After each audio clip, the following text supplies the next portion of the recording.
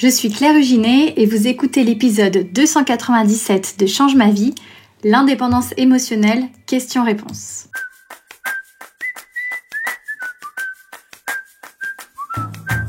Bienvenue sur Change ma vie, outils pour l'esprit. Je suis Clotilde Dussoulier, je suis entrepreneur et master coach certifiée et la créatrice de ce podcast. Avec ma brillante équipe, on vous livre chaque semaine des outils précis et concrets pour comprendre les mécanismes de votre cerveau et de vos émotions et construire exactement la vie à laquelle vous aspirez. Bonjour à toutes et à tous, je suis Claire Huginet, coach de vie certifiée et responsable des opérations au sein de Change ma vie et je suis ravie de vous retrouver sur le podcast pour un nouvel épisode de questions-réponses. Aujourd'hui, nous allons aborder le thème de l'indépendance émotionnelle qui est l'un des piliers de notre approche de coaching. L'indépendance émotionnelle, pour rappel, c'est la capacité à ne pas faire dépendre nos émotions de nos circonstances extérieures. Autrement dit, c'est notre capacité à choisir notre expérience émotionnelle en toutes circonstances. Pour préparer cet épisode de questions-réponses, nous vous avons sollicité pour recueillir les questions que vous vous posez sur l'indépendance émotionnelle. Je vous remercie d'ailleurs pour les questions que vous nous avez transmises. Je les ai toutes écoutées avec attention et j'en ai sélectionné 3 qui vont nous permettre d'aborder l'indépendance émotionnelle sous plusieurs angles. L'indépendance émotionnelle est un concept extrêmement riche que Clotilde a déjà eu l'occasion d'aborder, notamment dans les épisodes 8, l'indépendance émotionnelle, 162 et 163, fausses idées sur l'indépendance émotionnelle, partie 1 et 2, que je vous invite à réécouter. Nous allons ici nous attacher à répondre aux questions qui nous ont été posées, en gardant bien à l'esprit évidemment que nous n'aborderons pas les cas spécifiques des relations abusives. Je vous propose d'écouter pour commencer la question d'Agnès. Bonjour, la question est la suivante. Lorsqu'on se sent blessé par les propos d'une autre personne, comment peut-on limiter les ruminations ? Comment peut-on concrètement se mettre en action pour se proposer des pensées alternatives et plus constructives à propos de la situation et de la personne qui nous a blessés ? Merci pour ta réponse. Merci Agnès pour cette première question qui nous permet de reposer les bases de ce qu'est l'indépendance émotionnelle. Tout d'abord, il va être important de préciser ce que ça signifie exactement de se sentir blessé par les propos d'une autre personne. Car en réalité, les propos des autres, les autres ne sont pas responsables de nos émotions. Les mots que les autres prononcent n'ont pas le pouvoir de nous blesser directement. Ce n'est qu'à partir du moment où on pense que les propos des autres sont blessants que l'on va ressentir des émotions inconfortables. Je vous renvoie d'ailleurs ici à l'épisode 289 de Change ma vie, dans lequel Béatrice évoque la différence entre émotion et jugement masqué.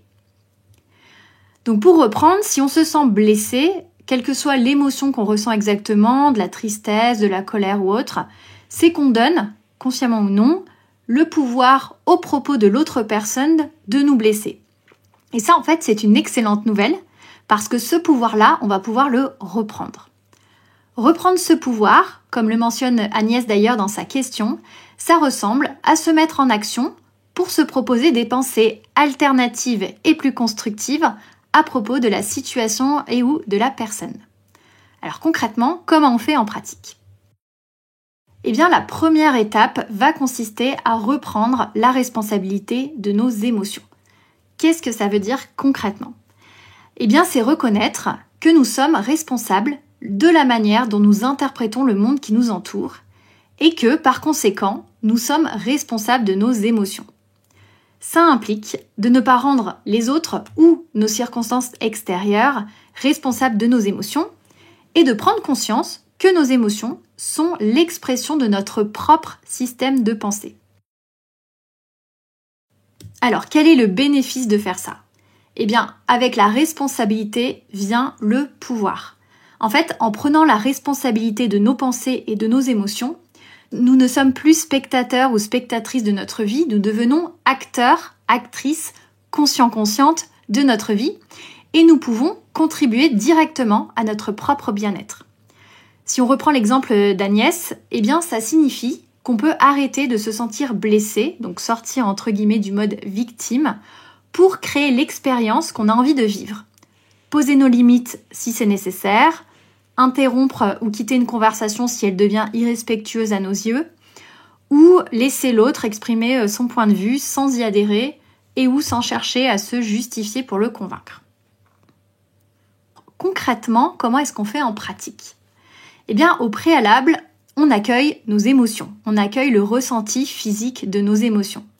Pour en savoir plus sur cet accueil des émotions, je vous invite à réécouter l'épisode 47 de Change ma vie.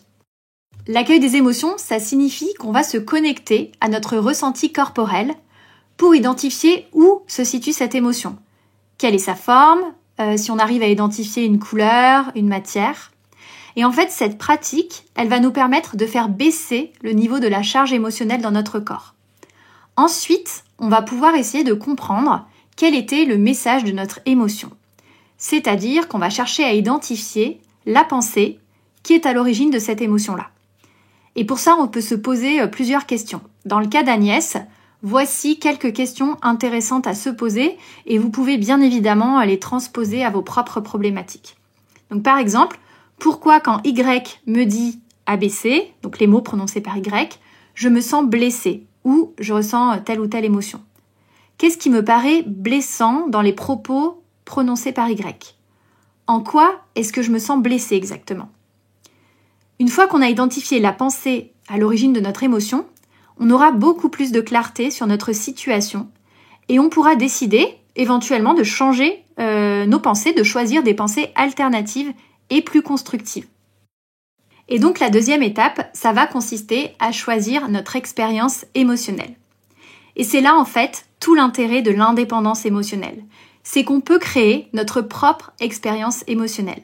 C'est-à-dire qu'on peut choisir ce qu'on veut penser et ressentir quand Y nous dit ABC. L'objectif ici, ce n'est pas de fuir nos émotions désagréables pour se sentir bien tout le temps, mais c'est plutôt de choisir une expérience émotionnelle qui nous soit plus utile et plus constructive. Qu'est-ce qu'une expérience émotionnelle plus utile et plus constructive, justement ? Eh bien, c'est une pensée et une émotion qui, sans changer la situation initiale, c'est-à-dire sans changer les mots que Y a prononcés, nous permettent de nous rapprocher de notre vision, c'est-à-dire de ce qu'on veut vraiment pour soi. On va prendre un exemple pour illustrer ce point. Donc on va imaginer Thomas, qui est un jeune artiste. Thomas, imaginez-vous qu'il a travaillé des mois et des mois sur une œuvre qu'il considère comme son chef-d'œuvre. Il est donc très fier de son travail et il décide de le montrer à un de ses amis, Julien, qui lui-même est artiste. Julien, il examine, il regarde l'œuvre de Thomas et puis il va lui donner son avis sous forme de, entre guillemets, critique. Donc par exemple, il va lui dire « Ah, c'est étrange la technique que tu as utilisée à cet endroit-là. » Si à ce moment-là, Thomas se dit « Julien n'aime pas mon œuvre, il me trouve nul », eh bien, il va en effet se sentir blessé ou ressentir des émotions entre guillemets désagréables. Il est possible du coup qu'il remette en question sa valeur en tant qu'artiste et qu'il n'ose plus exposer son œuvre. Si sa vision consiste justement à exposer ses œuvres, on voit bien ici que cette expérience émotionnelle ne va pas le rapprocher de ce qu'il veut vraiment. Au lieu de penser « Julien n'aime pas mon œuvre, il me trouve nul » et donc de se sentir blessé ou triste, Thomas peut choisir de penser par exemple « Julien a exprimé son opinion, c'est son droit. Ce n'est qu'une perspective, cela ne me définit pas en tant qu'artiste, cela ne définit pas du tout la valeur de mon œuvre. Je peux apprendre de ses commentaires pour les intégrer s'ils me semblent utiles, mais je ne suis pas du tout obligée de me sentir blessée. » Donc pour résumer, sans changer les mots que Julien a prononcés, au lieu de se sentir blessé, Thomas peut choisir de voir les commentaires de Julien comme une opportunité d'apprentissage ou comme une perspective enrichissante, même s'il n'adhère pas forcément lui-même aux propos de Julien. Il a donc le pouvoir d'utiliser les propos de Julien à son bénéfice plutôt que contre lui. C'est évidemment assez schématique, mais ça permet d'illustrer et de bien comprendre ce qu'est l'indépendance émotionnelle et comment on peut l'utiliser à son avantage pour se créer une expérience émotionnelle et une expérience tout court plus constructive. Pour conclure, la clé pour générer des pensées alternatives et plus constructives réside dans la prise de conscience de vos pensées, la volonté de les remettre en question et l'adoption de nouvelles pensées. Et pour en savoir plus sur comment adopter de nouvelles pensées justement, je vous renvoie à l'épisode 103 « Comment croire autre chose ». Nous allons maintenant nous intéresser à la question numéro 2, la question de Julia. Bonjour Clotilde, bonjour Claire. D'abord, je tiens à vous remercier pour le podcast Change ma vie que j'apprécie beaucoup et que je partage un peu partout autour de moi. Je le trouve très précis. Et donc, un grand merci de nous donner l'occasion de poser la question sur le thème de l'indépendance émotionnelle. Donc, ma question serait assez basique et elle porterait sur la distinction qu'on peut faire entre l'indépendance émotionnelle et l'indifférence émotionnelle. C'est-à-dire comment faire pour que l'indépendance émotionnelle ne vire pas vers l'indifférence émotionnelle. Merci beaucoup et bonne continuation. Merci Julia pour cette question qui va nous permettre de préciser les contours et les limites de l'indépendance émotionnelle. Alors l'indépendance émotionnelle, comme on l'a vu dans la question précédente, c'est reprendre la responsabilité de nos émotions. C'est comprendre que nos émotions sont le reflet de nos pensées et non pas du comportement des autres. C'est se connecter finalement à l'autre tel qu'il est, sans vouloir le changer pour qu'on puisse se sentir mieux, et sans nous changer nous, pour qu'il ou elle, pour que l'autre puisse se sentir mieux. C'est en fait se sentir libre de créer une relation avec une personne juste parce qu'on en a envie. En gros, on n'a pas besoin d'être avec cette personne pour se sentir bien. On peut être heureux ou heureuse même si cette personne n'est pas là, mais on fait le choix d'être avec cette personne simplement parce qu'on a envie de partager des moments et des expériences avec elle. On peut donc être indépendant émotionnellement et empathique. On peut être indépendant émotionnellement et avoir envie de nourrir des relations de qualité avec les autres. D'ailleurs, pour moi, l'indépendance émotionnelle, c'est vraiment le préalable indispensable pour justement nourrir des relations de qualité avec les autres. L'indifférence émotionnelle, au contraire, pourrait ressembler à nier l'expérience émotionnelle des autres et pousser vraiment à son extrême à nier ses propres émotions. L'indépendance émotionnelle et l'indifférence émotionnelle sont donc deux concepts bien différents. Je dirais même que l'opposé de l'indépendance émotionnelle, c'est pas l'indifférence émotionnelle, mais c'est la dépendance émotionnelle. L'indépendance émotionnelle ne peut donc pas virer d'elle-même vers l'indifférence émotionnelle sans qu'il y ait un choix délibéré de notre part. Un choix qui consisterait à vouloir vraiment être indifférent à l'expérience émotionnelle des autres. L'indépendance émotionnelle, c'est une véritable compétence à acquérir et on nous dit souvent d'ailleurs que cette compétence devrait être enseignée dans toutes les écoles de maternelle. Ça nous fait justement une transition parfaite avec la troisième et dernière question, la question de Manon. Bonjour, je suis Manon, 33 ans. Je suis maman de 2 garçons de 3 ans et 5 ans et demi. Alors pour moi, la découverte de l'indépendance émotionnelle a été un électrochoc dans mon développement personnel. Et depuis, je me sens plus libre et c'est un enjeu au quotidien. Donc voilà, j'aimerais savoir comment transmettre cela à mes enfants. Quand je les entends dire « tu es méchant, t'es pas gentil », il y a la moindre contrariété. Cela me heurte et j'essaye de reformuler en jeu auprès d'eux à chaque fois. Mais parfois, je crains d'être contre-productive. Donc en résumé, comment transmettre la notion d'indépendance émotionnelle aux enfants sans qu'ils se sentent coupables ou rabaissés? Merci. Alors en tant que parents, nous pouvons évidemment aider nos enfants à développer leur indépendance émotionnelle et ça en fait de plusieurs manières. Par exemple, lorsque notre enfant ressent une émotion comme la colère, nous pouvons l'aider à mettre des mots sur ce qu'il ressent et à l'aider à comprendre pourquoi il ressent ça. Selon l'âge des enfants, évidemment, nous pouvons aussi leur expliquer le lien qui existe entre leurs pensées et leurs émotions. Par exemple, on peut leur expliquer que la manière dont ils interprètent une situation ou un événement peut influencer ce qu'ils ressentent et donc la manière dont ils vont réagir. On va reprendre l'exemple cité par Manon dans sa question et imaginer par exemple deux enfants qui jouent ensemble et qui veulent le même jouet. Situation assez fréquente. Donc l'un des deux s'empare du jouet et l'autre va lui dire par exemple « tu es méchant ». Là, ça peut être intéressant après coup de revenir sur cette situation avec l'enfant. On pourrait par exemple lui poser des questions pour comprendre avec lui pourquoi il a dit ces mots-là, pourquoi il a dit « tu es méchant ». Qu'est-ce qu'il ressentait à ce moment-là ? Pourquoi est-ce qu'il voulait se jouer par exemple ? Ces questions, en fait, vont nous permettre de comprendre quel était le besoin qui n'était pas rempli à ce moment-là pour l'enfant et que l'enfant a cherché à remplir en disant « tu es méchant ». Parfois, ça peut être un besoin de contrôle de la situation, là le jouet lui échappe, ou peut-être un besoin de justice. Moi, j'ai aussi envie de jouer avec ce jeu, c'est pas juste que l'autre ait pris mon jouet. Donc on peut l'aider aussi à imaginer pourquoi l'autre enfant lui a pris le jouet, c'est-à-dire l'aider à imaginer, à se mettre à la place de l'autre enfant, pourquoi peut-être il avait envie de jouer avec ce jouet qui avait l'air très attrayant. On peut avoir ces conversations en direct ou utiliser des peluches par exemple pour rejouer la scène après coup. Les enfants en général se livrent beaucoup mieux en fait quand ils rejouent des scènes avec des peluches et qui ne sont pas directement au centre de l'attention. Ou on peut aussi encore s'appuyer sur les nombreux livres pour enfants qui existent au sujet des émotions. Donc pour favoriser un climat dans lequel l'enfant ne se sentira pas jugé ou rabaissé, eh bien l'énergie avec laquelle en tant que parents nous allons interagir avec l'enfant sera évidemment très importante.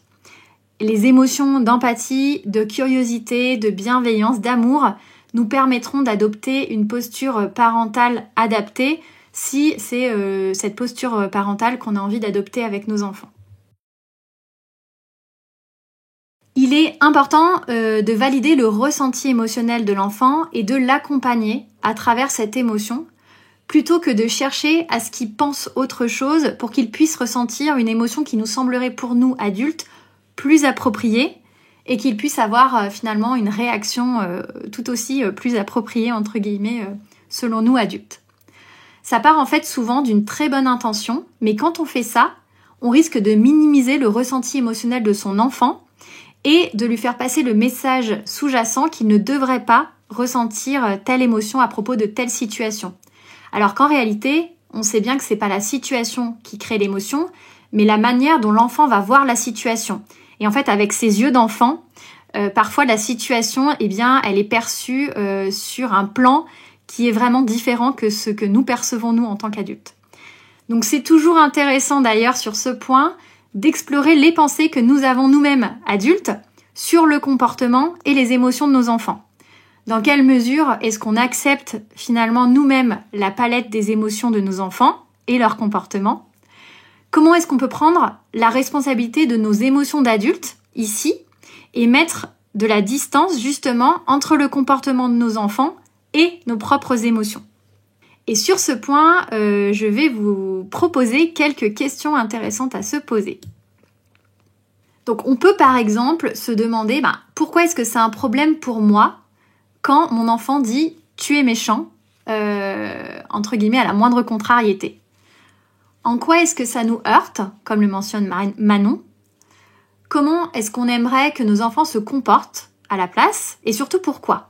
Comment est-ce qu'on se sentirait, nous en tant qu'adultes, si nos enfants se comportaient autrement ?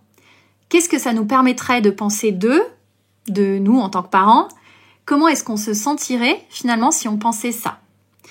Je vous invite sur le point de l'accueil des émotions de nos enfants à réécouter l'épisode 171 qui était intitulé « Ceci n'est pas un problème à résoudre ». Enfin et parfois avec les enfants, il suffit juste, entre guillemets, de montrer l'exemple. Les enfants apprennent énormément par imitation. Donc, en leur montrant au quotidien comment nous accueillons nos propres émotions en tant qu'adultes, eh bien nous leur proposons un exemple sur lequel ils pourront s'appuyer. Rappelez-vous aussi que l'acquisition de l'indépendance émotionnelle, c'est un processus qui nécessite de la patience, de la compassion et de la compréhension, et d'autant plus pour nos enfants, dont le cerveau est en fait en plein développement. Je vous donne quelques chiffres que j'ai sortis de quelques livres que j'ai pu lire sur le sujet. Avant 3 ans, les enfants sont incapables de prendre conscience de leurs propres pensées. Donc ils ne peuvent pas du coup les mettre à distance. Avant 5 ans, ils ne sont pas capables de comprendre que leurs pensées ne sont qu'une interprétation possible de la réalité. Eux, ils pensent que leurs pensées sont la réalité. La maturation du cerveau, je vous le rappelle, c'est un processus qui continue bien après l'enfance et l'adolescence. On dit même que ça dure jusqu'à 25 ans. En complément d'ailleurs sur ce point, je vous invite à réécouter les épisodes 32 et 33 qui sont intitulés « Les émotions expliquées aux enfants, parties 1 et 2 ». Enfin, pour conclure sur cet épisode de questions-réponses dédié au concept de l'indépendance émotionnelle, voici les principaux points à retenir. Premier point, les mots que les autres prononcent n'ont pas le pouvoir de nous blesser directement. Ce n'est qu'à partir du moment où on pense que les propos des autres sont blessants qu'on va ressentir des émotions inconfortables. Deuxième point, on est responsable de nos pensées, de nos émotions et de la manière dont on agit, mais on n'est pas responsable des pensées et des émotions des autres. Troisième point, l'indépendance émotionnelle, ça ne veut pas dire être indifférent à ses propres émotions ou aux émotions des autres.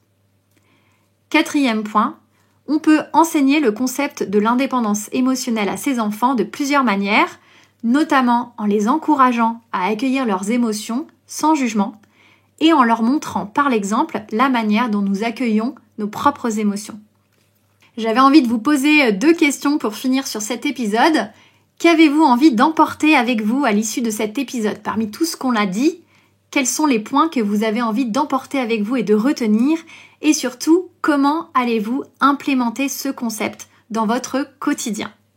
Si vous voulez mettre en pratique les concepts de cet épisode, je vous invite d'ailleurs à télécharger gratuitement le cahier de l'indépendance émotionnelle dont vous trouverez le lien dans les notes de cet épisode.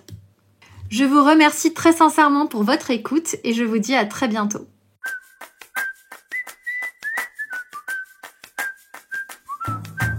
Si vous aimez Change ma vie, vous allez adorer Change ma vie mode d'emploi. Change ma vie mode d'emploi, c'est le programme de coaching qui va vous donner des ailes pour atteindre tous vos objectifs de vie. Grâce à notre méthodologie unique, nous allons vous guider pas à pas pour développer la vision riche et vivante de ce que vous voulez. Nous allons vous aider à trouver la clarté sur la façon la plus simple et la plus directe de l'obtenir et nous allons vous apprendre à soutenir votre élan tout du long en surmontant les obstacles avec confiance pour vous sentir avancer tous les jours vers la vie à laquelle vous aspirez. Si vous écoutez Change ma vie, c'est que vous savez que vous avez une vie extraordinaire à vivre. Une vie qui a du sens et un impact, et c'est notre mission et notre passion de vous y aider. Je vous donne donc rendez-vous dès aujourd'hui sur changemavie.com/coaching pour avoir toutes les informations.